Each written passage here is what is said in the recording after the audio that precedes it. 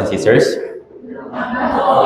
So bago po tayo magsimula ng ating pag-aaral, samahan niyo po ako na yumukot manalangin. Hingin po natin yung tulong ng Diyos. Banal at mahabagin naming amang Diyos, muli nagpapasalamat po kami dahil sa dakilang kaligtasan na pinagkaloob niyo para sa amin, ay nagkaroon po kami ng dakilang pag-asa na makakapasok na po kami dyan sa inyong karaan. Hindi po dahil sa aming sariling sikap o sigasig, kundi dahil sa pag-ibig ng Panginoong Hesukristo. Ipinakita po niya ito dun sa krus, inialay po niya yung kanyang sarili at dumanak yung kanyang mahalagang dugo para malinis ang lahat ng mga kasalanan. At pagkatapos po niyang mailibing, pagkatapos ng 3 araw, ay siya po ay nabuhay muli. Para po sabihin sa amin na natanggap na po namin ang kapayapaan na ito. Aming Ama, salamat po na patuloy po ninyo kaming ginagabayan sa pamamagitan po ng church at patuloy niyo po kami tinuturuan sa pamamagitan po ng iyong banal na salita. Ngayon po, maharap kami sa iyong banal na salita upang makatanggap ng biyaya at kalakasan para sa aming Christian life sa natitira po namin buhay dito sa mundong ito. Alam po namin na malapit na po kayong dumating at yung mga tanda ng katapusan ng panahon ay patuloy na nangyari sa panahon po namin ngayon. Kaya pakiusap pa aming Ama, sa pag-aaral po namin na ito, pakiusap, punuin niyo po yung puso po namin ng kalakasan upang mabuhay ng nayon sa inyong kalooban at naway magawa po namin ang dakilang mission na ipinagkaloob niyo po para sa amin. Ito po yung pagbabahagi ng Ebanghelyo sa mga ligaw ng kaluluwa sa paligid po namin. Para magawa ito aming Ama, pakiusap, tulungan niyo po kami na magkaroon ng puso na kagaya ng Panginoong Hesukristo na naparito para ibigay yung kanyang sarili para tulungan yung mga tao na maligtas. Aming Ama, nawa sa pamamagitan din po ng mensahe na pag-aaralan po namin ngayon, ay naway makatanggap po kami ng biyaya at pagnanais na gawin ang iyong kalooban at sumunod hanggang sa kamatayan. Hindi po namin ito magagawa ng mag-isa, aming Ama, kaya pakiusap, tulungan niyo po kami. Ganun din, dinadalangin po namin ng mga brothers and sisters na maaaring papunta pa lamang sa lugar po na ito. Pakiusap, gabayin niyo rin po sila at ingatan. Tulungan niyo po sila upang makapaganda rin ang kanilang puso para sa pakikinig ng iyong salita. Ganun din, maaaring may mga brothers and sisters po na hindi po namin makakasama sa oras po na ito. Sa mga brothers and sisters na nakakaranas po ng kahirapan, physically and spiritually, pakiusap, gabayin niyo po sila at ingatan. Tulungan niyo po sila upang hindi po bumagsak at ma-discourage ang kanilang puso sa mga problema at mga pagsubok na kanilang nararanasan. Pakiusap, bigyan niyo po sila ng puso na mayroong panunumbalik ng sigla at pagnanais na magpatuloy kahit na mahirap yung sitwasyon. Pakiusap, tulungan niyo po sila upang magkaroon pa ng higit pang kalakasan upang mapagtagumpayan po nila yung mga pagsubok na kanilang nararanasan. Muli, sa iyo lamang po kami iaasa at magtitiwala. Maraming salamat po. Ito po ay aming dalangin sa pangalan ng Panginoong Hesukristo na sa amin ay patuloy nagmamahal. Amen. So buksan po natin sa ating mga Biblia sa aklat po o Ebanghelyo po ni Marcos, chapter 10.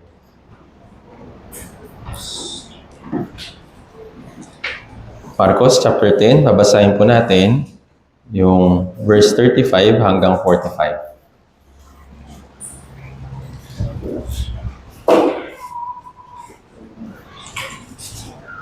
Marcos chapter 10. Sa New Testament po ito. Marcos chapter 10 mula verse 35 hanggang 45. Babasahin po natin ito ng sabay-sabay at dahan-dahan.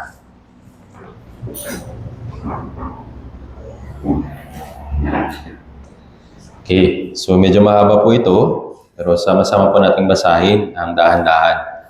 Marcos chapter 10 verse 35 hanggang 45, kung nakita na po, basahin po natin ng sabay-sabay. 3, 2, 1. Lumapit sa kanya sina Santiago at Juan na mga anak ni Zebedeo na nagsasabi sa kanya, Guro, ibig namin gawin mo sa amin ang anumang aming hingin sa iyo. At sinabi niya sa kanila, ano ang ibig ninyong gawin ko para sa inyo? Sinabi nila sa kanya, ipagkaloob mo sa amin ang makaupo na kami sa isa sa iyong kanan, ang saysay sa kayong kaliwa, sa iyong kaluwalhatian. Subalit sinabi ni Jesus sa kanila, hindi ninyo malalaman ang inyong hinihingi. Kaya ba ninyong minom sa kopang aking iinuman? O mabautismo sa bautismo na ibinautismo sa akin? Sumagot sa kanila, kaya namin. Sinabi naman ni Jesus sa kanila, ang kopang aking iinuman na iinuman ninyo, at sa bautismo na ibinautismo sa akin ay babautismo kayo.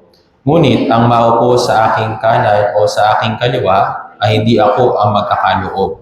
Subalit ito'y para sa kanila na pinaghahandaan nito. Nang marinig ito ng 10, nagsimula silang magalit kina Santiago at Juan. Kaya't sila'y tinawag ni Jesus at sinabi sa kanila, "Nalalaman ninyo na ang mga kinikilala upang mamuno sa mga hintil ay tumatayong Panginoon sa kanila. At ang mga dakila sa kanila ay siyang nasusunod sa kanila. Subalit hindi gayon. Okay. Ngunit, ang sinumang ibig na dakila sa inyo ay kailangan maging lingkod ninyo. At ang sinumang nais na maging una ay kailangan maging alipin ng lahat. Sapagkat maging ang anak ng tao ay hindi naparito upang paglingkuran, upang maglingkod at ibigay ang kanyang buhay na pantubos sa marami." So muli magandang umaga po sa inyo lahat. Kamusta po kayo? So nung nakaraan ay nagkaroon po ng exchange pulpit at nakita ko po na nakapakinig po kayo ng salita ng Diyos. At ngayon meron po tayo ulit na pagkakataon para makapakinig ng kanyang salita. Lalo na, mahalaga po yung binasa po natin ng mga talata dito po sa main verse po natin na ang title po sa araw po na ito, ang araw ng Lord's Day, yung dakila sa lahat ay maging alipin ng lahat. So, sa pamamagitan po ng talata na ito, dito natin makikita na kahit yung mga alagad, sila Santiago at si Juan, ay nagnanais sila na maging dakila sa harapan ng Diyos. Pero, in-explain ni Jesus Christ na kung gusto ninyo maging dakila dito sa mundong ito, dapat kayo muna yung maging alipin ng lahat. So sa langit, hindi po dakila yung mga sabihin natin, tanyag, kilala, or sabihin natin makapangyarihang tao. Kabaliktaran po yung langit. Kung sino man yung pinakamababa, naging alipin ng lahat, siya yung pinakamataas. Naintindihan po. Kaya ito pong mga alagad po na ito, nagkaroon po sila ng pagtatalo at yung iba nagalit dun sa dalawa, kay Santiago at kay Juan. Actually, hindi po ito yung unang beses na nagkaroon sila ng ganitong klaseng puso na maging dakila sa harapan ng Diyos, maging kapantay ng Diyos. Sa chapter 9, verse 33 hanggang 37, binanggit na po ito nung dalawa. So dito pa lang, hindi pa nila kinakausap si Jesus Christ. Pero pauna nang sinasabi ni Yesu Cristo, kung gusto niyo maging dakila, kailangan niyo maging alipin ng lahat. Basahin po natin mula Marcos chapter 9, verse 33 hanggang 37. Basahin natin ang sabay-sabay. 3, 2, 1. Nakarating sila sa Capernaum at nang siya'y nasa bahay na, ay tinanong niya sila, "Ano ang pinagtatalunan ninyo sa daan?" Ngunit sila'y tumahimik, sapagkat sa daan ay pinagtatalunan nila kung sino ang pinakadakila. Siya'y umupo, tinawag ang 12 at sa kanila'y sinabi, "Kung sino man ang nagnanais na maging una, siya'y dapat maging huli sa lahat at taglingkod ng lahat." Kinuha niya ang isang maliit na bata at inilagay sa gitna nila. Siya'y kanyang kinalong at sa kanila ay sinabi, "Ang sino mang tumatanggap sa isa sa mga ganitong bata sa aking pangalan, ako ang tinatanggap, at sino mang tumatanggap sa akin ay hindi ako tinatanggap, kundi ang nagsugo sa akin." Sa verse 35, sabi dito, kung sino man yung nananais na maging una, siya'y dapat maging huli sa lahat at lingkod ng lahat. So, dun sa chapter 10, dito po nila sinabi na, "Jesus, sana kaming dalawa yung maging dakila sa langit. Kasama mo, kapantay mo. Kung ikaw ay uupo na sa iyong trono, sana kami po ay nasa tabi." So ito po yung pagnanais ng dalawang alagad po na ito na si Santiago at ni Juan. Actually, yes, maganda po yung puso nila na nakatuon sila dun sa kaluwalhatian na kagaya ni Yesu Cristo. Pero para magkaroon sila ng kaluwalhatian na kagaya ni Cristo, kailangan muna nila maging mapagpakumbaba. Gagaya ng bata. Kaya in example ni Jesus Christ, kinuha niya isang bata. Kung sino man yung magiging kagaya ng bata, ibig sabihin magiging mapagpakumbaba, magiging lingkod, magiging huli sa lahat, pinakamababa, siya yung magiging pinakadakila sa lahat. Kaya naman, bilang isang Kristiyano, ito rin po yung isa sa dapat po natin pinag-iisipan. Yes, gusto natin na maging maluwalhati yung Christian life natin bago tayo humarap sa Diyos. Gusto natin na sana May magawa tayo para sa Diyos. May magawa tayo para sa kalooban ng Diyos. Pero higit doon, nais ng Diyos na matuto tayo kung paano si Jesus Christ ay lumakad dito sa sanlibutan. Paano po ba siya lumakad? Pinaglingkuran ba siya o siya yung naglingkod? Sabi dito sa verse 45, sapagkat ang maging anak ng tao ay hindi naparito upang paglingkuran, kundi upang maglingkod at ibigay ang kanyang buhay na pantubos sa marami. So, kabaligtaran nito ng pamantayan ng sanlibutan. Yung pamantayan ng sanlibutan, kung gusto mong maging dakila, dapat marami kang alam, dapat ikaw yung nasusunod, dapat ikaw yung namumuno sa mga tao. Pero sa harapan po ng langit, sa harapan ng Diyos, kabaligtaran. Kung sino yung pinakamababa, naging lingkod at naging uli, siya yung pinakadakila sa lahat. Kaya naman, ito rin po isa sa dapat natin pag-isipan sa ating Christian life. Sa ating Christian life, yes, simula nung tayo naligtas, hindi tayo dapat na maging pataas ng pataas yung puso. Kundi dapat, pagkatapos ating maligtas, yung puso natin patuloy na naging mapagpakumbaba, kagaya ng isang bata. Kaya naman, kung mamimaintain natin yung puso natin na maging mapagpakumbaba, kapag dumating yung time, mas marami po yung gantimpala natin dun sa langit. Kaysa dun sa mga tao na pinaglingkuran. Naintindihan po. Kaya naman, si Jesus, yung pinakamagandang example na naging lingkod ng lahat. Actually, siya yung Diyos. Dapat siya yung paglingkuran. Tama po ba? Siya yung gumawa ng lahat ng bagay. Siya yung gumawa sa atin. Siya yung ating Panginoon. Siya yung dapat na paglingkuran. Pero, nagbigay siya ng napakahalagang example para sa atin. Na kahit siya na Diyos, kahit siya na yung lumikha ng lahat ng bagay, kahit na siya yung makapangyarihan sa lahat, ipinakita niya yung puso niya para maging isang lingkod. Paano po niya ipinakita ito? Ipinakita niya dun sa krus. Dun sa krus, yung po yung mabigat na parusa para sa isang tao na makasalanan. Pero alam natin na si Jesus wala naman siyang kasalanan. Tama po ba? Pero kahit na yung pinaka-malupit or pinaka-nakakatakot na form ng kamatayan, tinanggap niya. Para ipakita na hanggang sa kamatayan, hanggang sa huli, na ipinanatili niya yung kanyang pagiging mapagpakumbaba. Kaya nga sabi sa Filipos chapter 2, verse 6 hanggang 7, bagamat siya ay may anyo ng Diyos, bagamat siya ay may kapangyarihan ng Diyos, nung nandito siya sa lupa, lahat yung tinanggihan niya dun sa krus. Naintindihan po? Tingnan po natin. Filipos chapter 2, verse 6 hanggang 7. Filipos chapter 2, verse 6 hanggang 7.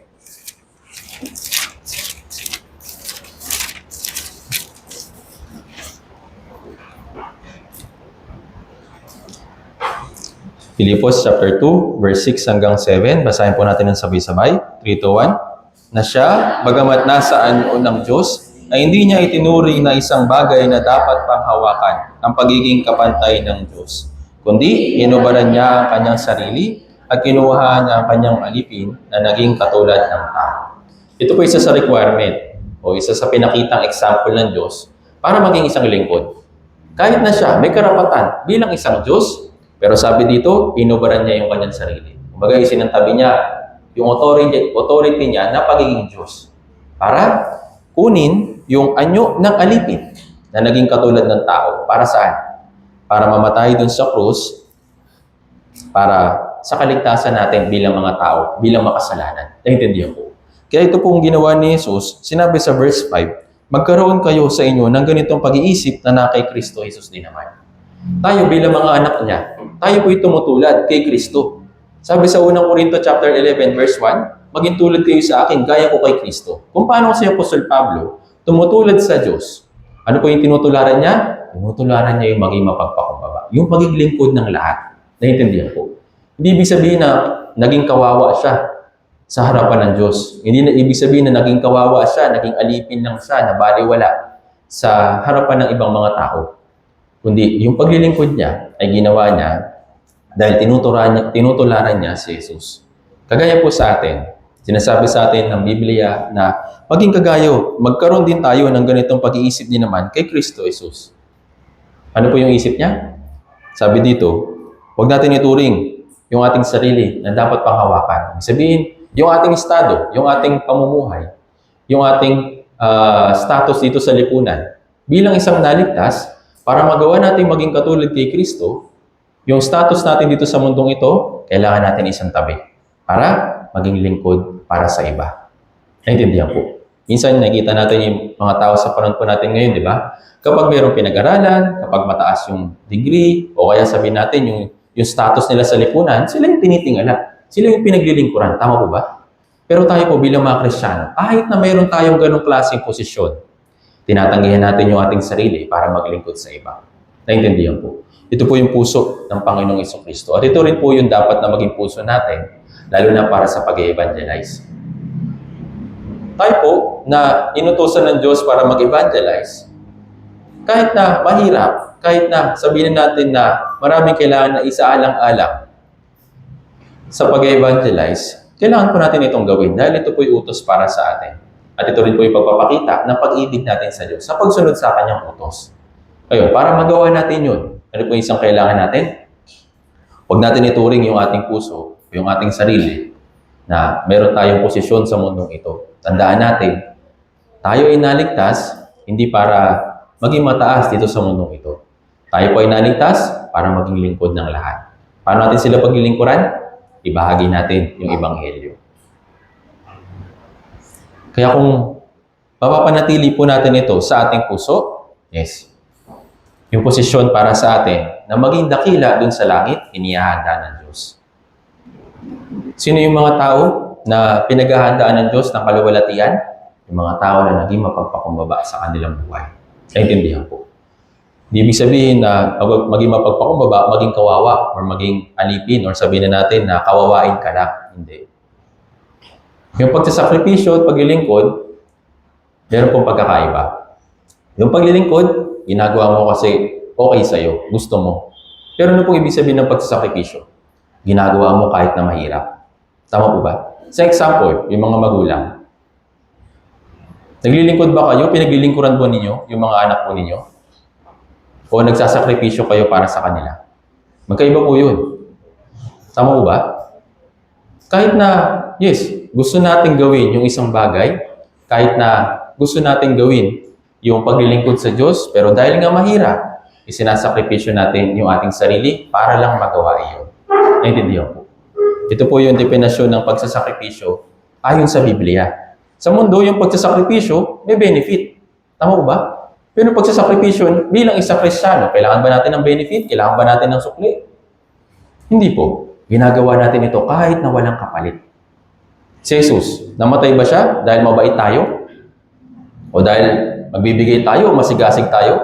Hindi. Kahit na hindi tayo karapat-dapat, namatay siya para sa atin. Yun po yung pagsasakripisyo ni Jesus dun sa krus. Naintindihan po. At kung gusto natin na maging dakila dun sa langit, yung pagsasakripisyo ay mahalaga. Naintindihan po. Yung pagsasakripisyo, inilalaan natin yung ating buong pagkatao, buong lakas, para magawa yung isang mahirap na bagay. Naintindihan po. Dito po sa Biblia, binanggit si Jesus na kagaya ng isang butil. Butil ng isang trigo. Sa John chapter 12, verse 24, si Jesus ay naparito, bumagsak. Naparito sa mundong ito, kagaya ng isang butil ng trigo. Ngayon, yung butil ng trigo na iyon, maliban na ito'y mamatay, hindi ito magbubunga ng marami. Kaya si Jesus, inialay niya yung kanyang sarili. Isinakripisyo niya yung kanyang sarili. Namatay siya dun sa krus. Para saan? Para sa kaligtasan ng iba. Ito po yung pagsasakripisyo na ginawa ni Jesus. Naintindihan po. Kaya naman, nung naintindihan nito, ng mga alagad, na hindi kayo pwede maging lingkod, hindi kayo pwede maging mataas kung hindi muna kayo maglilingkod. Tama po ba? Kaya nga, itinuturing natin yung mga apostol na dakila. Bakit? Dahil ba yung status nila sa lipunan mataas? Dahil ba yung pagkakilala sa lipunan o yung status nila, sila'y mayaman, tanyag, yun ba? Hindi. Lahat po sila pinatay. Lahat po sila pinatay ng hindi karapat-dapat na form. Yung iba, pinugutan ng ulo, yung iba, sinunog. Actually, hindi naman nila karapat-dapat yun kasi naglingkod sila para sa Diyos. Pero, lahat yun ay ginagawa nila dahil natutunan nila yung kagaya ng ginawa ni Jesucristo. Kung hindi sila mamamatay, wala ring maliligtas. May stop na yung evangelism kung yung mga naunang Kristiyano, yung mga naunang apostol, hindi nila isinakripisyo yung kanilang buhay para sa mga ligaw na kaluluwa sa paligid nila. Isipin na lang po natin sa panahon po natin ngayon. Yung nag-evangelize sa'yo, isipin mo. Kung hindi niya isinakripisyo yung oras niya, yung lakas niya, yung effort niya, yung kahit na yung resources niya, yung kahit yung pera niya, siguro wala ka dito ngayon. Tama po ba? Kahit na yung bagay na yun ay mahirap para sa kanya, pero lahat ng yung ginawa niya, hindi naman dahil lang sa iyo lang, kundi dahil sa iyong espiritu. Naintindihan po. Ito po yung puso ng Panginoon. Inaalala niya yung kalagayan ng espiritu natin.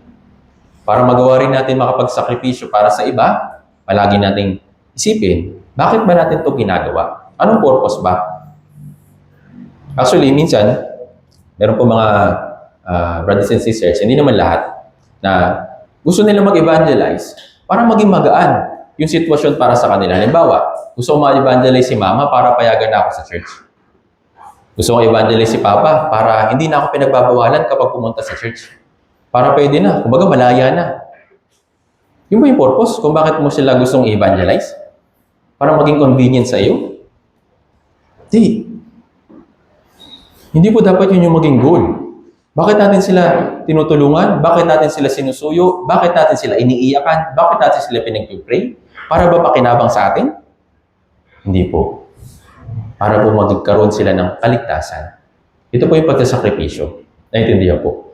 Hindi lang po ito dapat na maging panlabas na gawain para sa isang Kristiyano, kundi buong buhay po natin. Naintindihan po. Kaya kung paano si Jesus ay bumagsak, namatay, nakagaya ng isang butil ng trigo, marami ang naligtas. Isa na po tayo dito. Naintindihan po.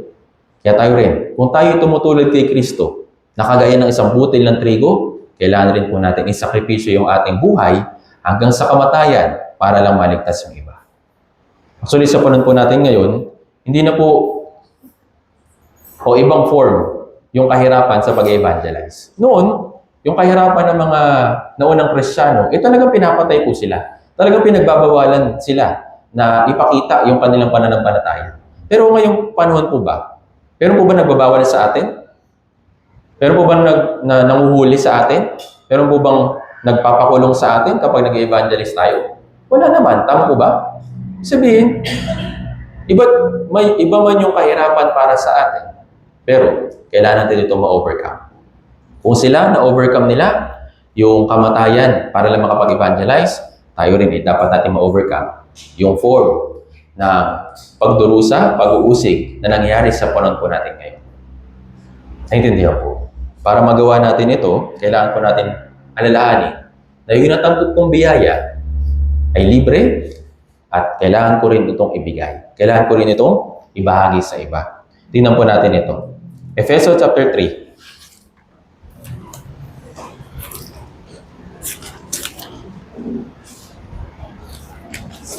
Efeso chapter 3, verse 7 hanggang 8.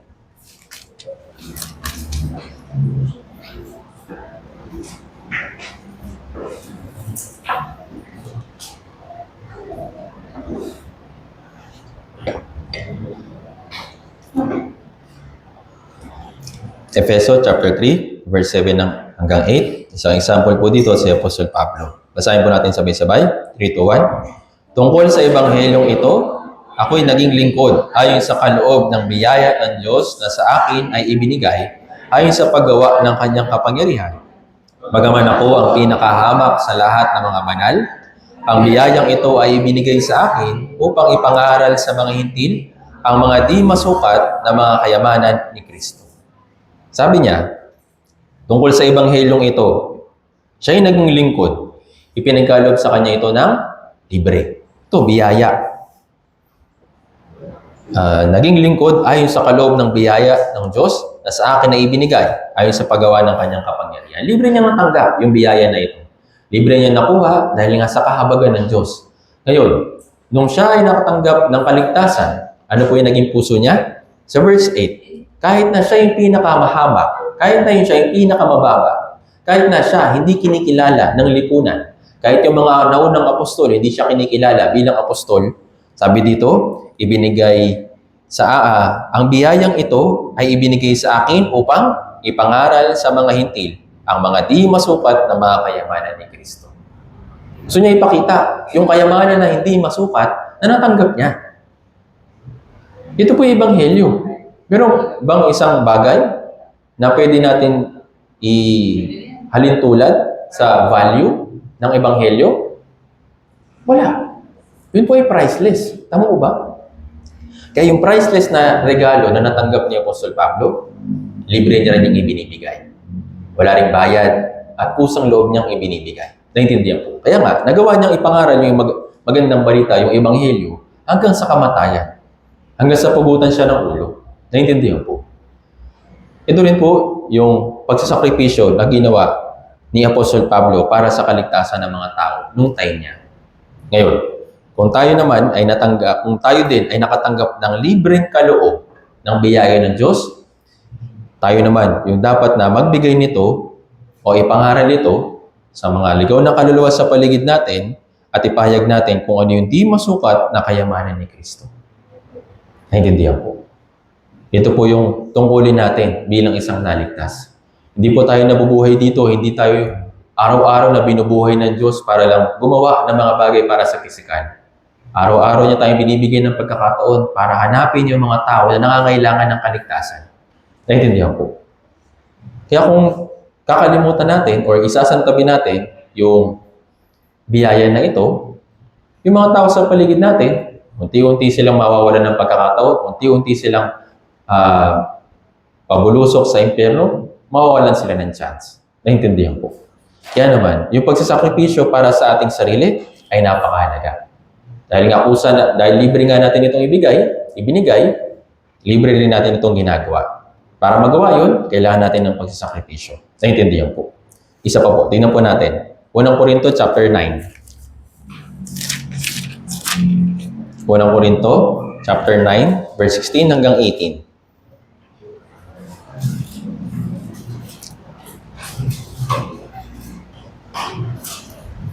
Unang Korinto chapter 9, verse 16 hanggang 18. Basahin po muna natin.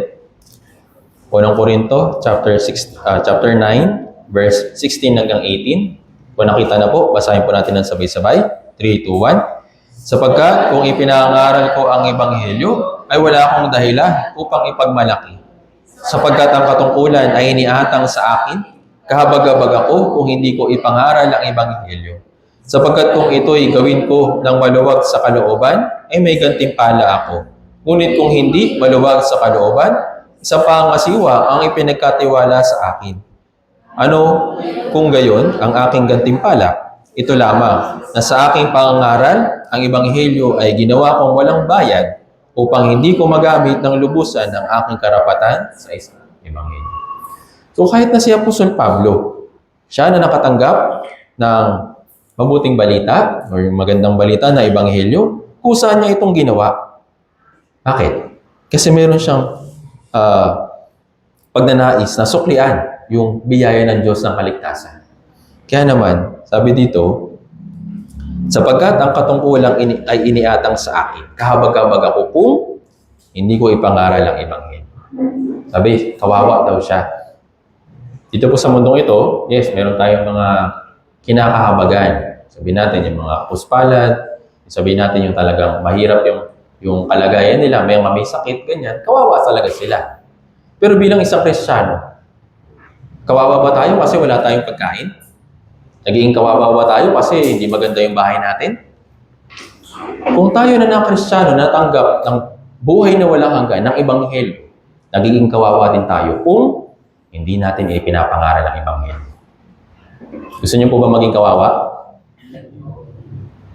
Huwag niyo ipangaral ang ebanghelyo. Sa mata ng Diyos, kayo yung pinakakawawa. Kawawa naman yung anak ko. Binigay ko sa kanya ng libre yung buhay ko. Pero bakit ganito hindi niya ginagawa? Iinutos ko sa kanya. Kawawa naman siya. Para hindi natin makalimutan yung misyon natin dito sa mundong ito, palagi nating i-remind na yung biyaya ng kaligtasan na natanggap ko ay libre. Dapat ko rin itong ibigay ng walang bayad. Naintindihan ko. Sabi nga dito ni Apostol Pablo, kung iyon ay gagawin ko na maluwag sa kalooban, may gantimpala ako. Pero kung gagawin ko ito ng napipilitan, Kung ginagawa ko ito dahil sinabi, ito ay naging responsibilidad, hindi na biyaya. Yung utos sa atin, inuutos ba ng tao? Yung pag-evangelize, inuutos ba siya ng tao? Pinapagawa ba sa atin ng mga senior pastor natin, ganyan? Hindi. Ginagawa po natin ito dahil ang nag-uutos sa atin ay yung Diyos. Ginagawa po natin ito ng maluwag sa ating puso. Actually, hindi po ito binigay sa atin para maging tagapangasiwa tayo ng Ebanghelyo. Tayo po nilagay sa posisyon na ito para ibahagi yung Ebanghelyo. Hindi yung nagmamanage ng Ebanghelyo. Hindi po. Kaya naman, palagi natin i-remind na kung yung ating puso ay nakatanggap ng walang hanggang biyaya na walang bayad, dapat rin natin ibigay ng walang bayad. Ngayon, ano po yung magiging resulta? Meron tayong gantimpala. Kasi Apostol Pablo, sabi sa verse 19, babasahin ko po para sa inyo. Sapagkat bagaman malaya ako sa lahat ng mga tao, ay nagpaalipin ako sa lahat upang higit na marami ang aking mahikayat. Kahit may karapatan siya, kahit na siya ay isang dakilang apostol, kahit may pinag-aralan siya, pero lahat ng yun isinantabi niya. Para saan? Naging paalipin siya sa lahat upang higit na marami ang aking mahikayat. Ito po yung pagsasakripisyo ng kanyang buhay para sa iba. Kung pangahawakan niya yung kanyang estado, kung pangahawakan niya yung kanyang karir, yung siya ay nabubuhay, hindi niya magagawa maging alipin sa iba. Ganun din po sa atin. Yes, meron tayong kanya-kanyang posisyon sa lipunan. Pero kung pangahawakan lang natin yun at sasabihin natin, bakit ako kailangan mag-evangelize? May pinag-aralan ako. Bakit ko ibababa yung sarili ko para maging alipin sa iba? Hindi po ito mabuting puso. Sinasabi sa atin ng Biblia na kagaya ni Apostol Pablo, gawin natin ito ng maluwag sa ating kalooban. Dahil merong gantimpala. Hindi lang po gantimpala para sa atin. Actually, tayo rin po yung nagbibigay ng walang bayad na gantimpala sa iba. Lalo na yung buhay na walang hanggan. So, win-win situation. Kapag in-evangelize natin sila, sila yung maliligtas. Yun yung gantimpala para sa kanila. Pero pag tayo ay nag-evangelize, sabi dito, meron din tayong gantimpala. Naiintindihan po. Kaya naman, hindi po tayo talo kapag nag-evangelize. Dahil una, tayo ay naligtas, at pangalawa, binigyan tayo ng privilege para makibahagi sa mahalagang gawain ng Diyos dito sa mundong ito hanggang sa muli niyang pagdating. Naiintindihan po. Kaya naman, karapat-dapat talaga natin na ibigay yung ating sarili para sa ibang tao. Basahin natin yung verse 22 hanggang 23. Ito rin po yung ginawa ni Apostol Pablo sa pagsasakripisyo para sa iba. 1 Corinthians chapter 9, verse 22 hanggang 23. Basahin po natin sabay-sabay. 3, 2, 1. Sa mahihina, ako'y naging mahina, upang mahikayat ko ang mahihina. Sa lahat ng mga bagay ay nakibagay ako sa lahat ng mga tao, upang sa lahat ng mga paraan ay makapagligtas ako ng ilan. Ginawa ko ang lahat ng mga bagay dahil sa Ebanghelyo, upang kayo'y magkaroon ng bahagi sa mga pagpapala nito. Siya, sabi niya, naging kapantay siya ng mahina para magawa niyang mahikayat yung mahina. Yung mga wala, nilagay niya yung sarili niya na kagaya ng wala para mahikayat sila. Sabi nga dito, sa lahat ng mga bagay ay nakibagay ako sa lahat ng mga tao. So, nakisama siya sa iba. Ano po yung purpose niya? Upang sa lahat ng paraan ay makapagligtas ako ng ilan. Alam niya na mahirap yung pag-evangelize, lalo na nung panahon niya. Pero kahit na mahirap, ginawa po niya ito. Actually, isa po ito sa sana magawa ko rin sa aking Christian life. Sabi sa verse 23, ginawa ko lahat ng mga bagay dahil sa Ebanghelyo. Tayo po, di ba, pag nag-evangelize tayo, minsan, nadi-discourage tayo kasi ginawa naman natin yung makakaya natin. Ginawa naman natin yung part natin. Pero talagang hindi pa rin bukas yung puso nila, matigas pa rin. Pero palagi natin tanungin yung ating puso. Huwag tayo mag-settle lang doon na ayaw naman niya, sige, next time na lang. Palagi mo i-remind yung sarili mo, ginawa mo na ba talagang lahat? Ginawa mo na ba talaga lahat para maligtas yung pinagpipray mo, maligtas yung ine-evangelize mo? Kung sa tingin mo, ginawa mo na lahat at hindi pa rin siya na-save, wala kang pananagutan. Pero, kung sinasabi mo lang na ginawa ko naman ang lahat, kahit na hindi mo naman talaga ginawa lahat, tapos nahayaan mo na lang siya na mawalan ng chance at mamatay at papunta sa impyerno, sisingilin sa atin ito ng Diyos. Naintindihan po.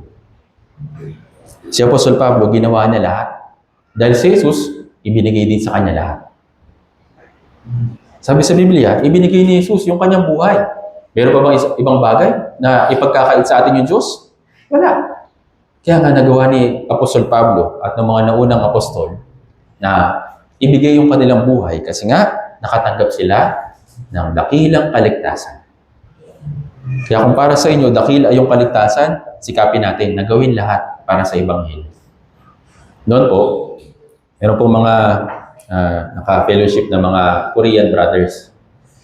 At sa kanila, meron silang isang part na ministry para sa pag-evangelize. Hindi lang po yung choir, hindi lang po yung nagluluto, hindi lang po yung nagsusundo, ganyan. Pero silang ginagawa, sila po yung magkakaibigan ng mga brothers. Sila, nag-uusap-usap sila.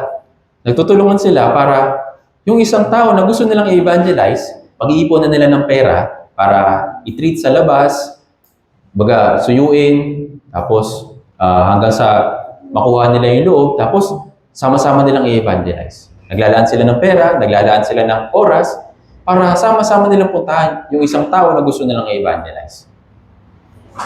Nung narinig ko po yun, o nga no, pwede pala yun na maglaan ng oras, maglaan ng panahon, maglaan ng resources, ng pera, ng budget, para lang suyuin yung tao na yun, para lang mapupunta nila sa Bible seminar. Yun.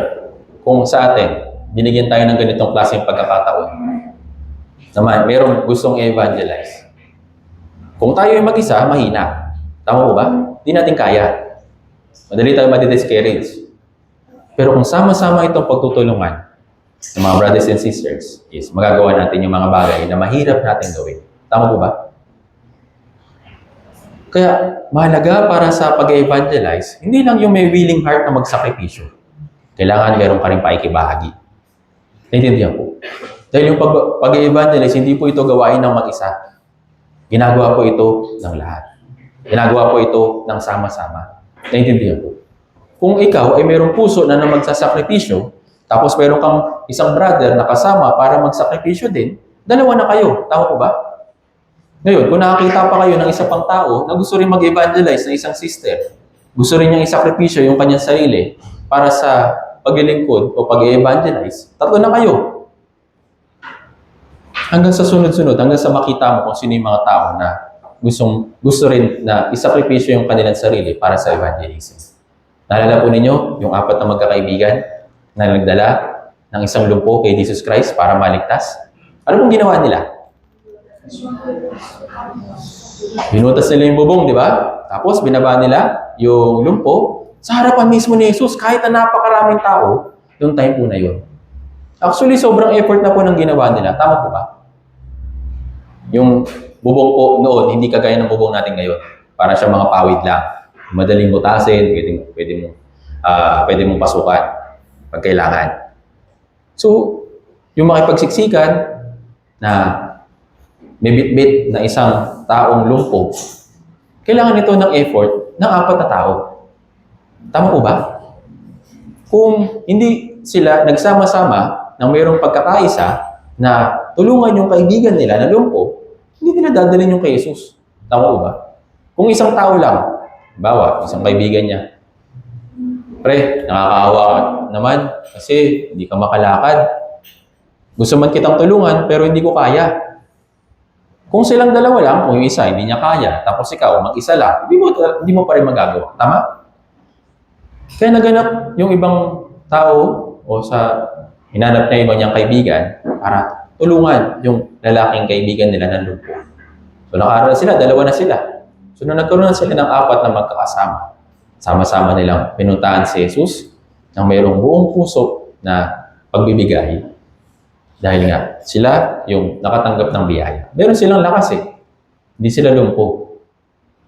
Para magawa nila na dalhin yung isang lalaking lumpo kay Jesucristo, kailangan po ng effort. Naintindihan po. Hindi effort mag-isa, effort ng magkakasama. Kaya nga tinuturo sa atin, unity. Naintindihan po, pagkakaisa. Sa katawan po ba, kung hindi po ito magkakaroon ng unity, magiging disoriented yung ating katawan. Hindi tayo mabubuhay. Tama po ba? Kaya nga, yung example ng Diyos, kung bakit kamangha-mangha yung pagkakagawa sa atin, ay maraming aspeto yung pwedeng ituro nito sa atin. Tama ba? Yung harmony ng ating katawan ay kumikilos na magkakasama para tayo mabuhay. Tama po ba? Ngayon, ganoon din po sa pag-evangelize. Hindi po natin ito magagawa ng mag-isa. Kahit na meron ka pang kakayahan, kahit na meron ka pang resources, pero hindi po ito magagawa ng mag-isa. Naintindihan po. Kaya kailangan natin ng sama-sama. Si Apostol Pablo, marami po siyang mga nakasama ng mga brothers and sisters. Kung mabasahin po ninyo sa Roma chapter 16, binati niya isa-isa yung mga brothers and sisters na nakasama niya. Sino yung ilan sa kanila? Si Priscilla at si Aquila. Ibinigay nila yung kanilang leeg. Ipinain nila yung kanilang leeg para lang maligtas yung mga ligaw na kaluluwa noong time po na yun. Si Maria, sabi sa Biblia, marami siyang nagawa para sa Ebanghelyo. Hindi na natin alam kung ano yung mga bagay na yun, pero specifically sinabi, marami. Naintindihan po. Kaya, naging dakila si Apostol Pablo, hindi dahil siya lang mag-isa. Naging dakila siya kasama ng mga brothers and sisters. Naintindihan po. Kaya kung gusto natin maging dakila, dapat tayo rin po yung merong puso na maging huli sa lahat at merong pagnanais na makisama sa ibang mga gusto rin magligtas para magawa natin isakripisyo yung ating sarili para makapagligtas sa mga ligaw na kaluluwa. Naintindihan po. Kaya naman yung pagsasakripisyo, hindi po ito madaling gawain. Kailangan po nito ng oras, ng lakas, ng tapang para magawa po natin yung isang bagay po na ito. Meron po isang magandang halimbawa dito ng pagbibigay o pagsasakripisyo ng bagay na meron sa kanya. Kilala po ninyo si Maria, yung kapatid ni Marta at ni Lazaro. Meron pong kwento tungkol sa kanya. Dito po sa Biblia, meron po siyang ginawa para kay Jesus Christ bago si Jesus mamatay. Ano pong ginawa niya? Tingnan natin. Marcos chapter 14.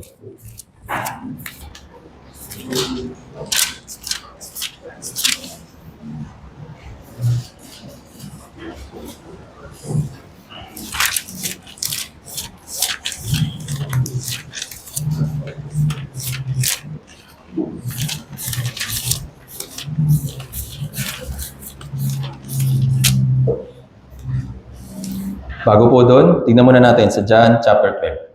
So, tingnan muna natin ito para mas unawaan po natin. John chapter 12, verse 1 hanggang 8.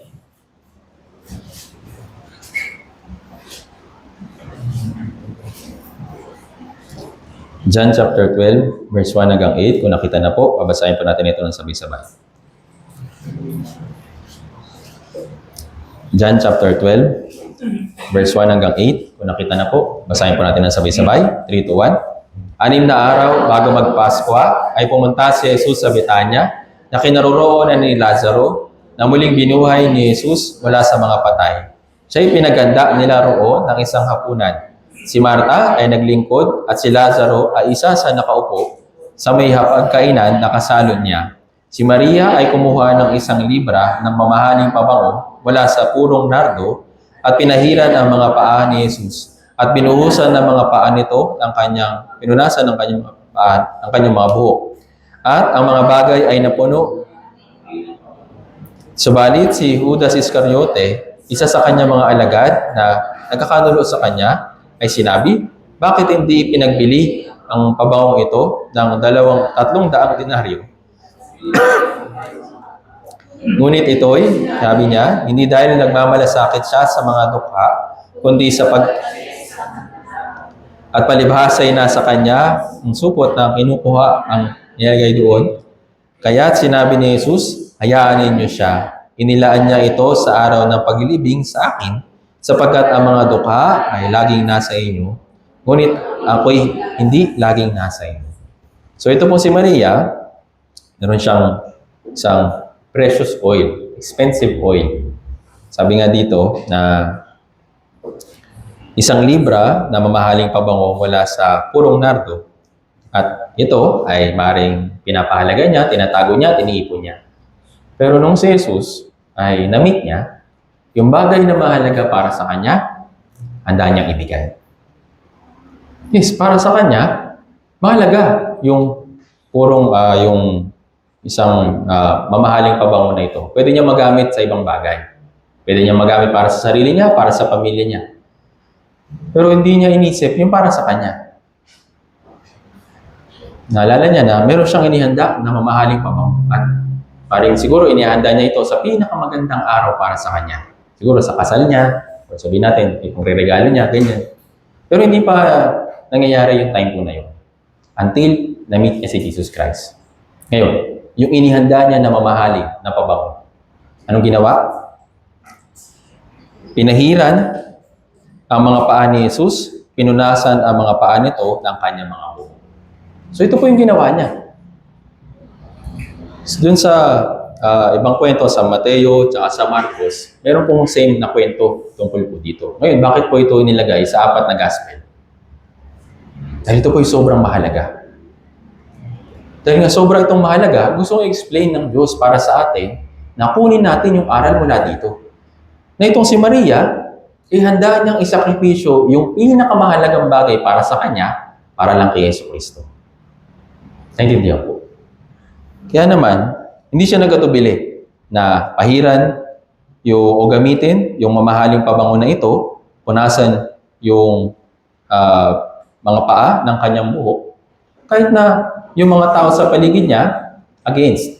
Isa na nga dito si Judas Iscariote. Sabi niya, sayang, pwede sanang ibenta yan at ibigay sa mga duka. Pero in-explain dito na hindi naman talaga siya nagmamalasakit sa duka. Gusto niya na mabenta yon, tapos pupitan niya. Pero si Maria, hindi po siya nagdalawang isip na gamitin yung mahalagang bagay na yun para sa pagluluwalhati sa Diyos, paghahanda para sa kanyang kamatayan. Naintindihan po.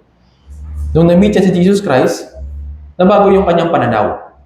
Hindi na siya nakatuon sa mga bagay na material, kundi nakatuon siya sa mga bagay na espiritual na nakukuha niya kay Jesus Christ. Itong si Maria na ito, siya rin po yung Maria na nakinig kay Jesus. Nung si Jesus ay nangaral sa bahay nila Marta, kahit si Marta sobrang abala, pero si Maria, pas pinili niya na umupo at makinig kay Jesus Christ. Ibig sabihin, nabago yung puso niya.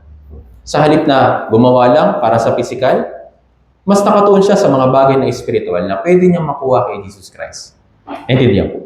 Kaya nga, nung nagkaroon siya ng pagkakataon na siya naman yung magbibigay kay Jesus, inihanda niya yung isang mamahaling jar ng mahal na pabango.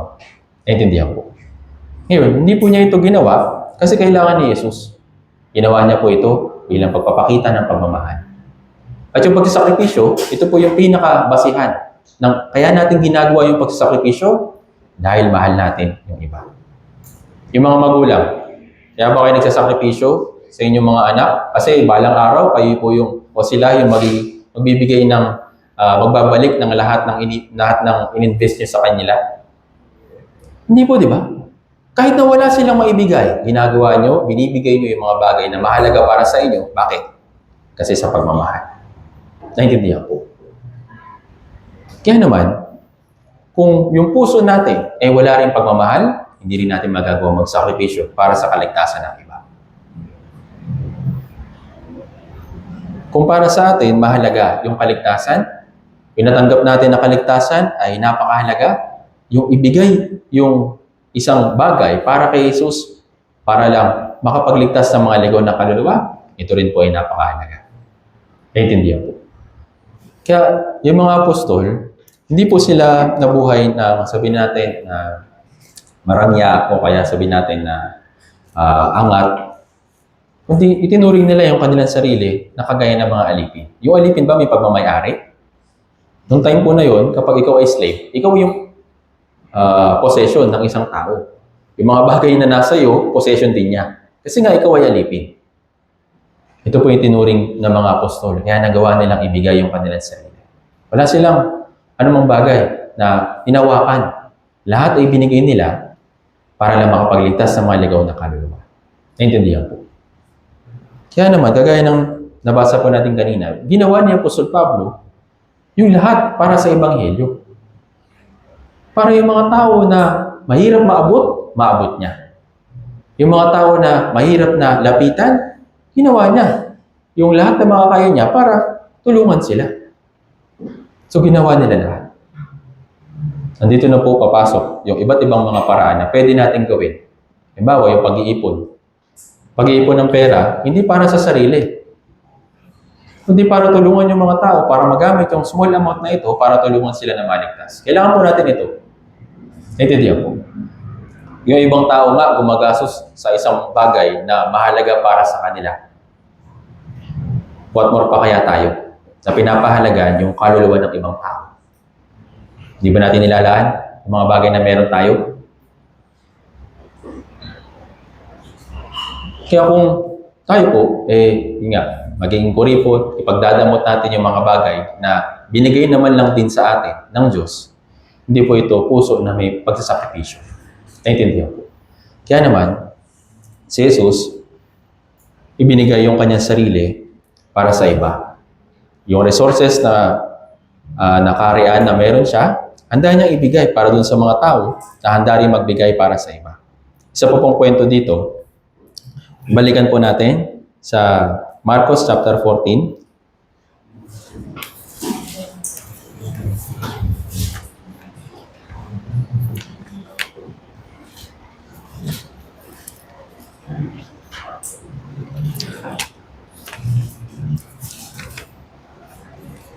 Marcos chapter 14, verse 3 hanggang 9.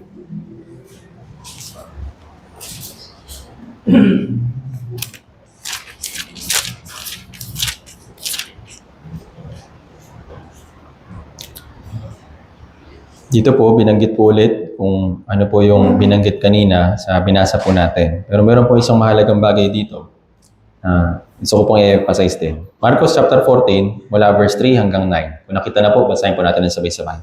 3, 2, 1. Samantalang siya'y nasa Betanya, sa bahay ni Simon na kitongin, habang siya'y nakaupo sa hapagkainan, dumating isang babae na may dalang isang sisidlang alabastro na puno ng mamahaling pabangong purong nardo. Binasag niya ang sisidlan at ibinuhos ang pabango sa kanyang ulo. Ngunit may ilan doon pagalit na sinabi sa kanilang sarili, bakit sinayang ng ganito ang pabango? Sapagkat ang pabango ito'y may pagbibili ng higit sa 300 denaryo at may pamimigay sa mga dukha at kanilang pinagalitan ang babae. Ngunit sinabi ni Jesus, hayaan ninyo siya. Bakit ninyo siya inugulo? Isang mabuting bagay ang ginawa niya sa akin. Sapagkat lagi ninyo ang kasama ang mga dukha. At kung kailan ninyo nais, magagawa ninyo sila ng mabuti. Ngunit ako'y hindi ninyo laging makakasama. Ginawa niya ang kanyang makakaya. Nagpauna na niyang pahiran ang katawan ko para sa paglilibing. Katotohanan ang sinasabi ko sa inyo. Saan man ipangaral ang ebanghelyo sa buong sanlibutan, ang ginawa ng babaeng ito ay sasabihin sa pag-alala sa kanya. Binanggit po dito, yung verse 8, meron pong gusto ko pong ibigyang diin. Sabi dito, ginawa niya ang kanyang makakaya.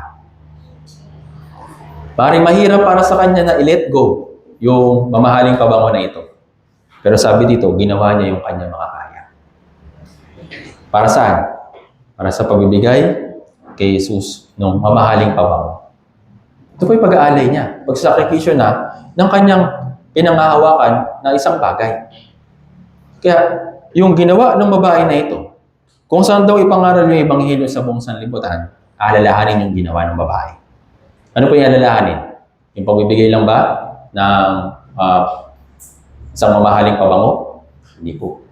Yung paggawa niya ng kanyang makakaya para luwalatiin yung Diyos at isakripisyo yung mga bagay na mahalaga para sa kanya. Ito po yung ginawa ng babae. Kahit na, yes, para sa kanya, malaking pakinabang ito. Pero nagawa niyang ialay kay Jesus Christ para luwalatiin siya bago siya mamatay. Naintindihan po. Kaya nga diba, sinabi dito, yung mga dukha, kasama nyo naman sila palagi. Anytime, pwede nyo silang gawa ng mabuti. Pwede nyo silang bigyan ng tulong. Pero itong babae nito, ginawa niya yung isang bagay na kapag nagawa niya, panghahabang buhay na. Ano po yun? Yung ginawa niya kay Jesucristo. Isang beses lang niya yung ginawa. At kung saan man ipapangaral yung Ebanghelyo, palagi siyang alalahanin. Yung babae na nagbuhos kay Jesus ng mamahaling pabango, kahit na pwedeng ipagbili o ipagbenta yung kanyang mahaling pabango na ito, pero inalay niya, hindi siya nagdalawang isip. Ginawa niya yung kanyang makakaya para ihandog ito kay Jesus. Naintindihan po. Kaya sabi dito, sa sakripisyo niya, ginawa niya ang kanyang makakaya. Sa pagsasakripisyo din natin para sa pagliligtas sa mga ligaw ng kaluluwa, kailangan rin po natin gawin yung lahat ng ating makakaya. Actually, hindi po madali na magdala ng isang invitee para sa Bible seminar. Tama po ba? Yung isa na nga lang mahirap na, paano pa kaya yung sobrang dami? Tama po ba? Pero para hindi po kayo mabigatan, palagi niyo pong isipin kung bakit niyo yung ginagawa. Ginagawa ko ba ito kasi sinabi? Responsibilidad ko lang ba ito kasi binigay sa akin yung responsibilidad na ito? O ginagawa ko ito dahil sa pag-ibig? Palagi natin i-remind yung ating sarili ng purpose kung bakit hanggang ngayon ay binibigyan pa tayo ng Diyos ng pagkakataon. Hindi lang para mamuhay ng maayos ito sa mundong ito. Nandito tayo para tulungan yung ibang tao. Para matulungan sila, kailangan natin isakripisyo yung ating sarili. Isakripisyo yung ating resources, isakripisyo yung kahit na yung ating emosyon. Ito rin po isang kailangan investment para sa pag-evangelize. Kailangan matibay yung talaga yung dibdib mo. Tama po ba? Tayo rin naman, na-experience na rin natin. Di ba? May mga family members talaga tayo na talagang ayaw, matigas yung ulo. Minsan sila pa yung nanguusig sa atin. Paano pag sinabihan ka nila o inusig ka nila dahil sa pag-evangelize mo sa kanila, titigil ka na? Pag mumukmok, iiyak na lang? Bakit?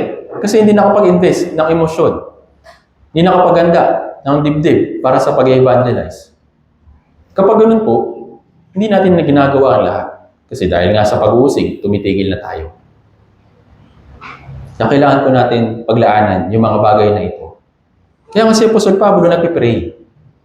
Tulungan niyo ako, mga brothers and sisters, na magkaroon ng tapang para ipangaral yung Ebanghelyo. Yun po yung katapangan, hindi po ito nahawakan, hindi po ito nabibenta, hindi po ito nabibili. Makuha ito sa pamamagitan ng determinasyon. Naintindihan po. Kung tayo, mayroong determinasyon ng pag-evangelize, yes, gagawin natin yung ating makakaya. Kung hindi natin ito gagawin, wala rin pong maliligtas. Naintindihan po. Kagaya po ng isang atleta, ngayon, sa panahon po natin ngayon, meron ng tinatawag na running era. Sila, willingly, ginagawa nila yun para ba sa iba? Ginagawa nila yun para sa kanilang sarili, para maging fit, healthy sila. Tama po ba? Hindi naman yun ginagawa para sa ibang tao. Pero dito rin natin makikita na kahit sila nag-i-invest para sa kanilang physical na katawan, para yung katawan nila maging maayos, para magawa nila yung mas marami pang bagay. Naintindihan po. Kaya yung ating katawan, sabi sa unang Korinto chapter 6, verse 20, sa pamamagitan ng ating katawan, pwede nating luwalhatiin yung Diyos. Ngayon, kung yung ating katawan, mahina, madaling bumabagsak, hindi natin iniingatan, paano natin magagamit ito para sa pag-evangelize? Naintindihan po. Hindi lang po yung oras, hindi lang po yung ating katawan, yung kailangan po natin i-invest, kahit na po yung ating emosyon, kahit na po yung ating puso, kailangan po natin na ihanda para sa pag-evangelize. Kagaya ni Apostol Pablo, babalikan natin, naging mahina din siya. Imagine po ninyo, yung naging way ni Apostol Pablo para sa pag-evangelize ng mga ligaw ng kaluluwa ng time niya. Naging kapantay siya ng mga tao na nakakasama niya. Kung sila ay marunong, ipinakita niya yung karunungan na meron siya. Kung doon naman sa mga tao na kaharap niya ay mahina, kulang, naging same level sila. Para saan? Para mahikayat lang din niya yung iba. Naintindihan po. Ginawa niya lahat. At itong babae na ito, sabi dito, ginawa niya yung kanyang makakaya. Para sa paghahanda, para kay Jesus Christ, para sa pag-aalay o pagkamatay ni Yesu Cristo. Pag-ilibing. Naintindihan po. Kaya naman, napakahalaga para sa atin na una, yes, magkaroon ng pagnanais na gawin yung pagsasakripisyo dahil sa pag-ibig. Para magawa rin po natin yung pagsasakripisyo, kailangan natin ng determinasyon. Kung yung determinasyon mo, yun nga, mabuhay lang para sa mundong ito, mabuhay ka lang para sa sarili mo, hindi mo magagawa kung ano yung inuutos ng Diyos para sa atin. Naintindihan po. Sa pong magandang halimbawa dito, nakakatuwa na ginamit ng Diyos yung example na ito dito po sa Biblia para maunawaan natin yung pagsasakripisyo ng kung ano yung mga bagay na meron tayo. Sa John chapter 6, pinakain ni Jesus Christ yung 5,000. Sabihin, napakaraming tao na kailangan niya pakainin. Kailangan niya bigyan ng pagkain isa-isa para mabusog sila, lahat ng sumusunod sa kanya. Tama po ba? Pero saan nanggaling po yung pagkain na pinakain ni Jesus Christ para sa 5,000? Sa isang bata. Imagine po ninyo, napakaraming adult doon. Pero wala man lang ni isa na nag-alay ng kanilang baon para mapakain yung iba. Nanggaling pa sa isang bata. Actually, kung ako yung isa sa doon, nakakahiya. Hindi ko mo lang ibigay. Parang, hindi, ako yung mawawalan eh. Pag binigay ko to, wala na akong baon. Ang layo-layo pa naman ang nilalakbay ni Jesus pag sumusunod ako sa Kanya. Pag nagutom ako sa daan, ano kakainin ko? Yung ganun po yung puso ko kung ako yung isa sa mga adult na nanonood. Pero yung bata, hindi po siya nagdalawang isip na ibigay yung kanyang baon para mapakain yung 5,000. Yun. Tanungin mo yung sarili mo. Ano na yung mga bagay na binigay ko, inilaan ko, isinakripisyo ko para mailigtas lang yung isang tao? Kung wala pa, sana pag-isipan mo ito ng mabuti. Hindi lang po ito tungkol sa resources na meron ka. Nagawa mo na ba ialay yung sarili mo, sa oras mo, katawan mo, kahit na mismo yung identity mo, para lang matulungan yung isang tao na maligtas? Kailangan po natin ito pag-isipan. Naintindihan po. At sa pamamagitan ng kwento po, nung tungkol doon sa bata, yung 5 isda at yung 5 tinapay at 2 isda, napakain po yung 5,000. Actually, hindi lang po sapat yung pagpapakain na ginawa ni Jesus sa kanila. Marami po natira. Tama po ba? Meron 12 pa na kaig na kinuha ng mga alagad para magamit po nila para sa susunod nilang paglalakbay. Hindi po kulang. Tama po ba? Ngayon, ito po isa sa nagiging dahilan kung bakit nagdadalawang isip tayo magsakripisyo. Isip natin, tayo yung nawawalan. Na kapag binigay ko to, ako mawawalan. Na kapag in-invest ko ito, ako yung mawawalan. Actually, si Jesus po, hindi po magnanakaw. Yung mga bagay na binibigay natin sa Kanya, yung mga bagay na sinasakripisyo natin para sa Kanya, hindi po siya magnanakaw. Hindi po niya kinukuha yun sa atin. Naintindihan po? Actually, sa Kanya naman talaga yun eh. Tama po ba? Yung mga bagay na meron tayo, nakuha ba natin dahil sa ating sarili lang? Kung hindi po inibibigay ng Diyos, hindi po natin yung makukuha. Naintindihan? Ngayon, kung ibigay natin sa Kanya, malaking bagay po ba? Mahirap po ba? Kaya tayo nahihirapan, iniisip natin, akin to eh. Pinaghirapan ko to eh. Kapag ganun, hindi po mag-aaksaya ng oras si Jesus na kunin pa yan sa'yo. Kung ayaw may bigay, bahala ka. Nahanap siya ng mga tao na mayroong puso na handang sakripisyo yung kanilang sarili para sa iba. Naalala niyo po yung word na all in? Hindi po sa sugal. Hindi po yun sa sugal. All in. Kung ibibigay natin lahat kay Jesus, kung ibibigay natin yung mga bagay na maaaring tinatangkilik natin, maaaring pinapahalagahan natin, yun ba ikawalan sa atin? Yung babae nagbuhos kay Jesus Christ ng mamahaling pabango. Hanggang sa pinapangaral niya yung magandang balita, lagi siyang inaalala. Yun po ay gantimpala para sa kanya.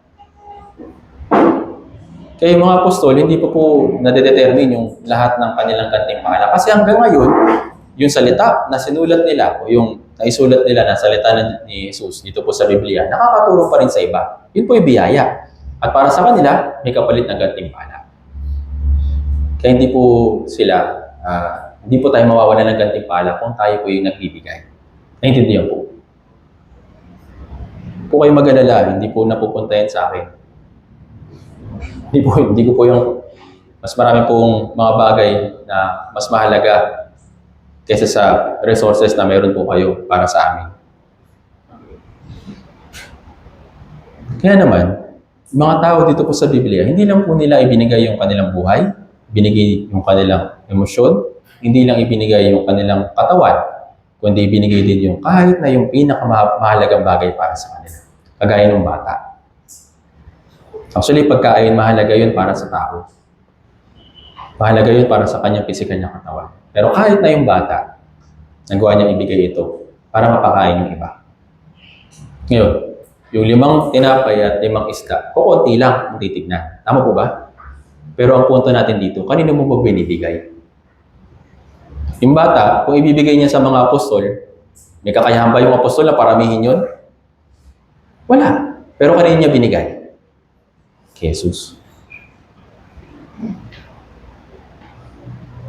Kaya naman, nung ibinigay niya yung baon niya doon kay Jesus, yung 5 tinapay, yung 2 isda, nakakain na. Nakakain yung tatay niya, nakakain yung nanay niya, nakakain yung ate niya, nakakain yung kapitbahay nila, nakakain yung siguro yung malayong kakilala nila.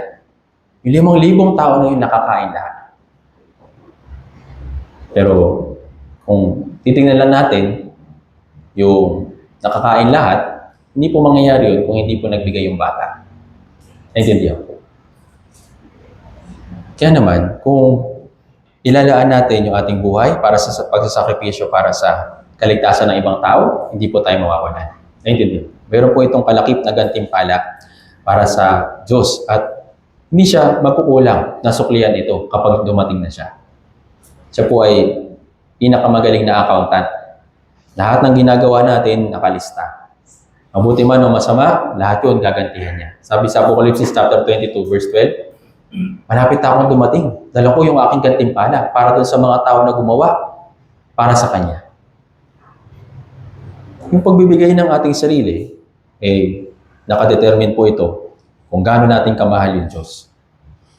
Kung nagbibigay tayo ng konti lang din yung pagmamahal natin sa Diyos. Kung nagbibigay tayo ng ating buong puso, buong kaluluwa, buong pag-iisip, buong katawan, ibig sabihin, binibigay din natin yung ating sarili sa Diyos.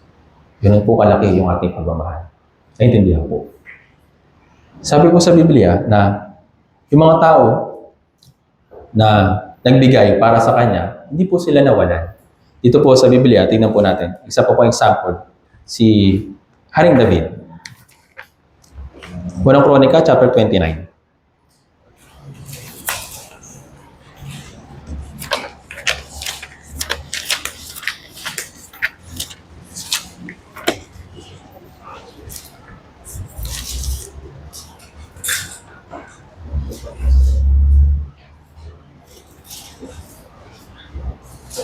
Basahin po natin mula verse 10 hanggang 14.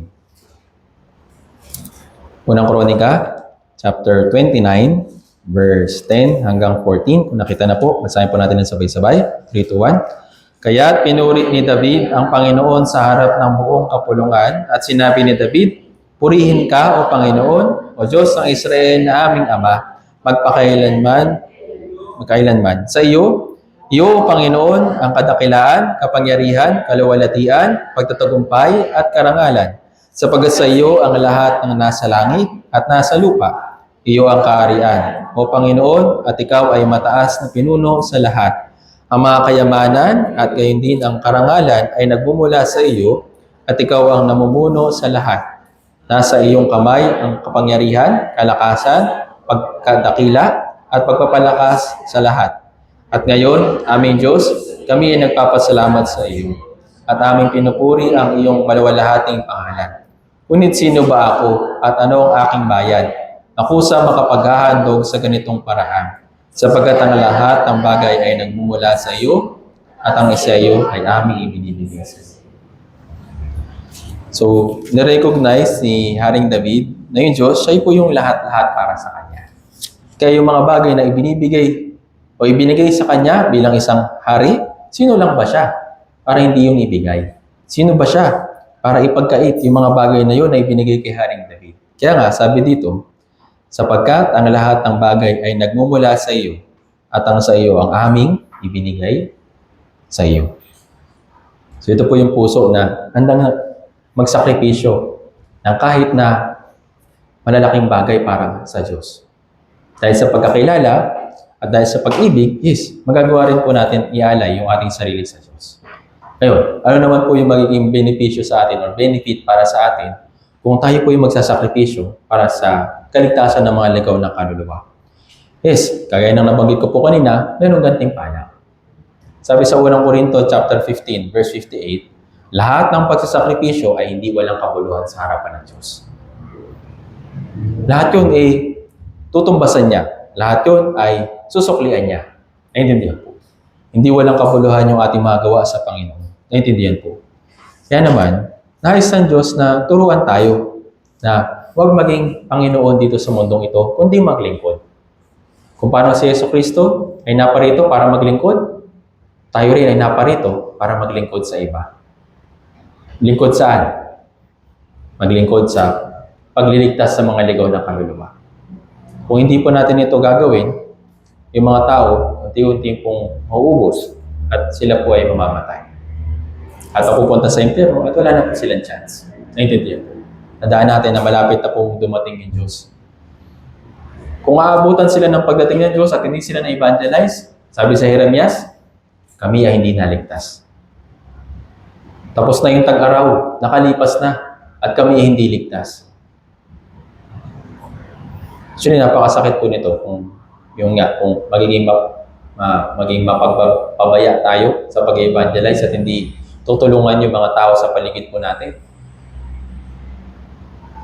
Kung hindi sila maniligtas dahil sa kapabayaan natin, malaking kahihiyan ito sa harapan ng Diyos. Pero kung sila naman ay naligtas dahil sa pagsasakripisyo o dahil sa tayo po ay nagbigay ng ating sarili para sa kanila, ito po ay mayroong malaking kaluwalhatian dun sa langit. Ang sasabihin ng Diyos sa mga tao na nagpabaya, ikaw na tamad na alipin. Pero dun sa mga alipin na ginawa yung lahat ng kanilang makakaya, isinakripisyo yung kanilang sarili para suklian yung ipinagkatiwala sa kanila ng Diyos na tungkulin, kung ginawa nila ito ng buong makakaya, ano po papuri? Mabuti at tapat na alipin. Kaya naman, tayo po na nabubuhay sa panahon po ngayon, ay kailangan po na maging maagap sa pagliligtas sa mga ligaw na kaluluwa. Sa balita lang, lagi natin nakikita na maraming namamatay. It's either accident or pinatay. Huwag natin hayaan na mawalan ng pagkakataon para sa mga tao na yun na sila ay maligtas. Walang tayong ibang sisisihin o walang ibang sisisihin kundi yung ating sarili kung hindi natin sila ililigtas. Kung hayaan natin sila, ito po'y kapabayaan. At hindi ito kalugod-lugod sa harapan ng Diyos. Kung gagawin natin ito na magkakasama, gagawin natin ito ng buong puso na may pagsasakripisyo, makakapagligtas tayo ng iilan. Kaya napakahalaga para sa ating pag-evangelize yung isang bagay, yung pagsasakripisyo.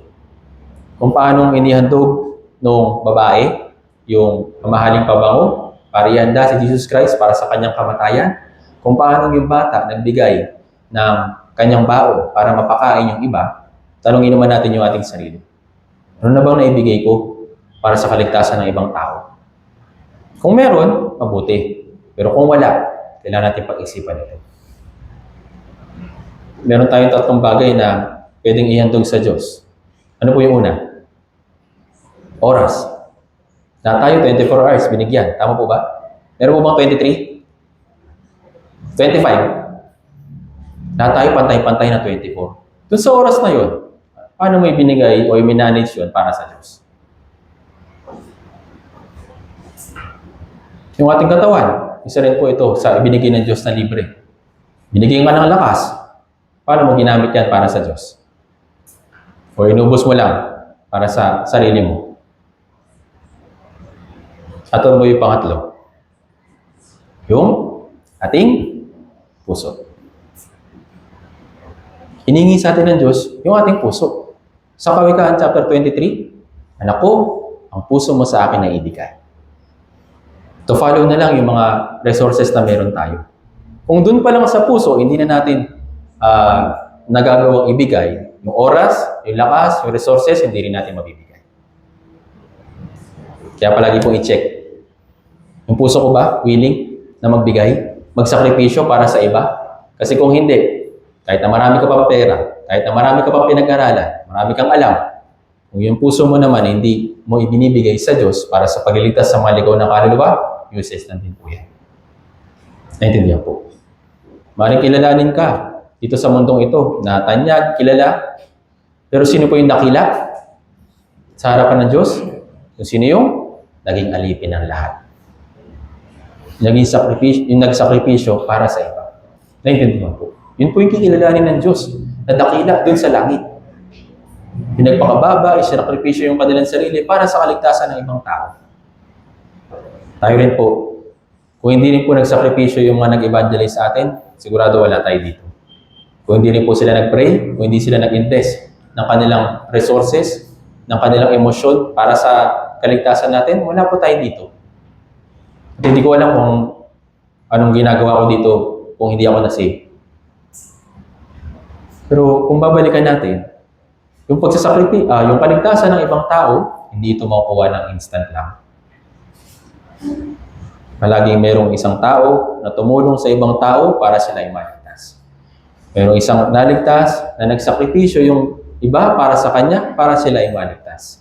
At nagawa nilang isakripisyo yung kanilang sarili para maligtas pa yung iba.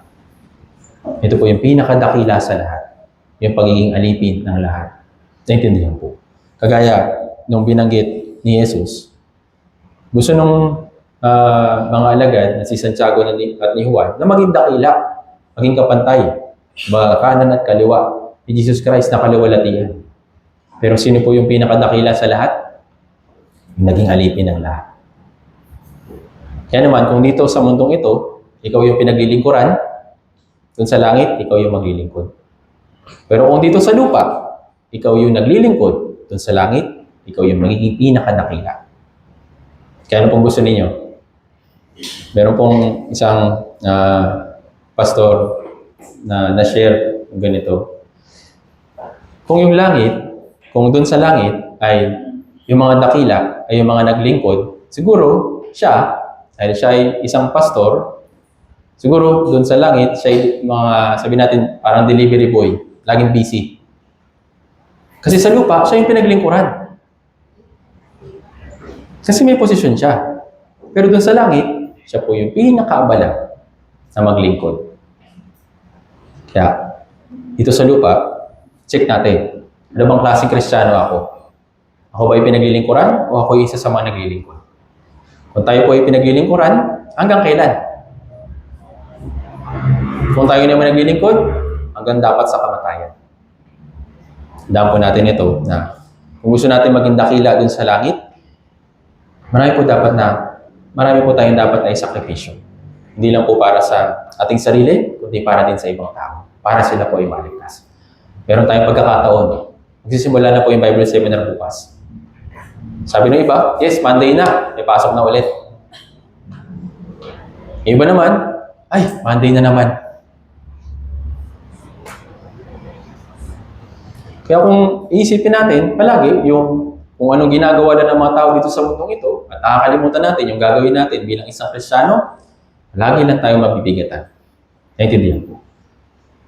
Pero kung aalalahanin natin palagi, yung mission na pinagkaloob ng Diyos para sa atin, gagawin natin ito sa abot ng ating makakaya.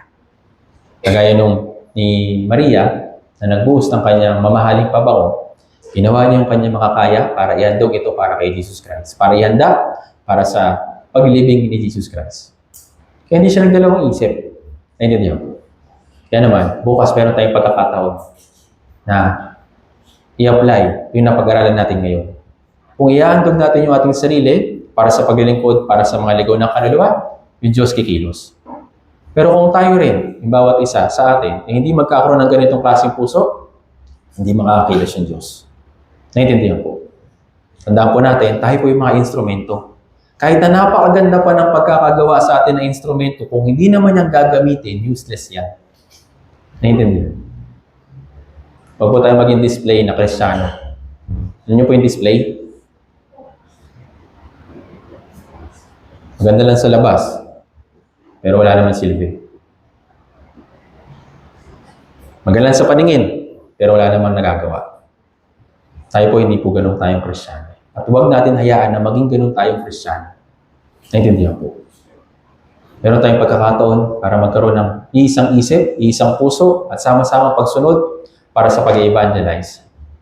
Actually, yes, pinag-aandaan din po natin yung summer retreat. Pero bago muna natin pagandaan yung summer retreat, pagandaan muna natin yung Bible Seminar bukas. Hindi na po bukas, hanggang sa Friday po ito. Okay? Kaya sana, nakapagandaan na rin po kayo.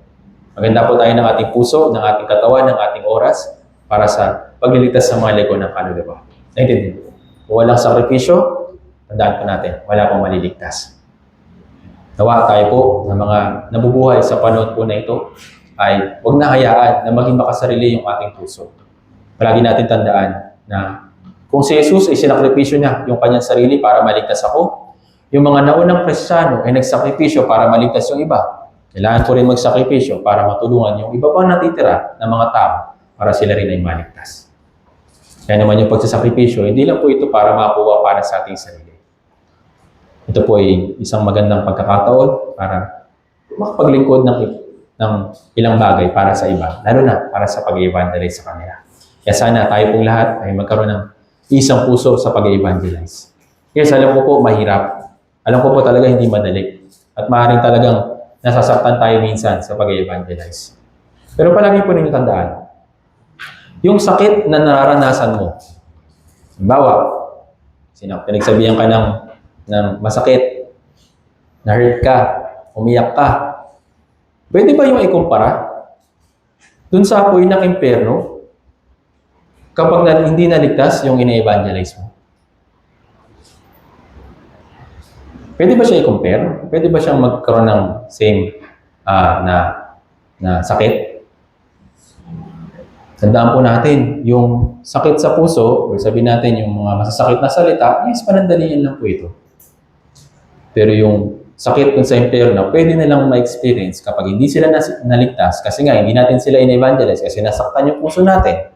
Panghabang buhay po nila yung, pahabang buhay po nila yung na mararanasan.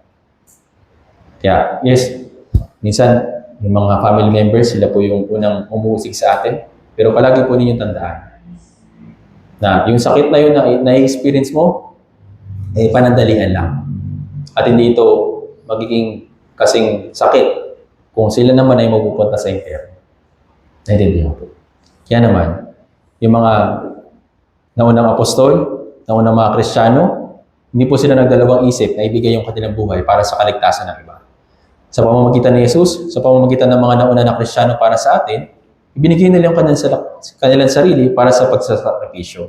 Kaya tayo naman ay binibigay ng Diyos ng isang example upang lumakad din kung paano lumakad si Jesus, lumakad yung mga unang na apostol sa pamamagitan po ng pagsasakripisyo. Kaya nawa, tayo pong lahat, nawa ay bawat isa sa atin ay makibahagi sa gaganapin po na Bible Seminar bukas. Hanggang Friday po ito, at may isasama naman po ito sa announcement. Pero actually, dapat, nung nakaraan pa, dapat inihanda natin yung ating sarili sa pag-attend ng Bible Seminar. Hindi yung, ay bukas na pala yung Bible Seminar. Medyo busy pa ako eh. Siguro, mga ilang araw na lang muna palipasin ko tapos kakawain. Kapag ganun po, ano pang paghahanda yung magagawa kung biglaan lang naman pala yung paghahanda mo para sa Bible Seminar?